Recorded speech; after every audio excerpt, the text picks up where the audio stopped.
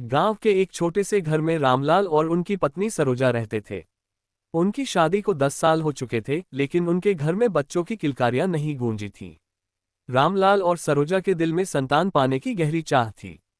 कई मंदिरों में मन्नतें मांगी, पंडितों से उपाय करवाए, लेकिन कोई फर्क नहीं पड़ा। एक दिन चमत्कार हुआ। सरोजा गर्भवती हो गईं। उनके घर में खुशियों का माहौल छा गया। 9 महीने बाद एक प्यारी सी बेटी का जन्म हुआ। उसका नाम उन्होंने नन्ही रखा। नन्ही के आने के बाद रामलाल और सरोजा की जिंदगी में जैसे बहार आ गई। घर में हंसी खुशी का माहौल था। रामलाल खेतों में मेहनत करते और सरोजा घर में नन्ही की देखभाल करती। ये संतान होने का सुख था जिसमें उनका हर दिन एक नई खुशी लेकर आता। लेकिन समय बदला। रामलाल पर जिम्मेदारियों का बोझ बढ़ने लगा। बेटी की पढ़ाई, घर का खर्च और स्वास्थ्य संबंधी परेशानियां उनके सिर पर मंडराने लगीं। नन्ही जब बड़ी हुई तो उसके सपने भी बड़े थे।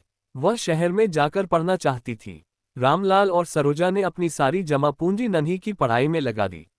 उनकी उम्मीद थी कि उनकी बेटी पढ़ लिखकर उनका सहारा बनेगी। लेकिन नन्ही पढ़ाई पूरी करने के बाद शहर में ही बस गई।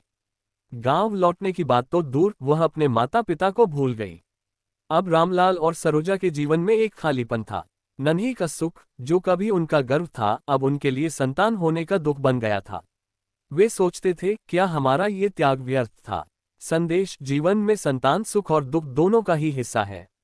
ये हमारी सोच और अपेक्षाओं पर निर्भर करता है कि हम इसे कैसे स्वीकार करते हैं।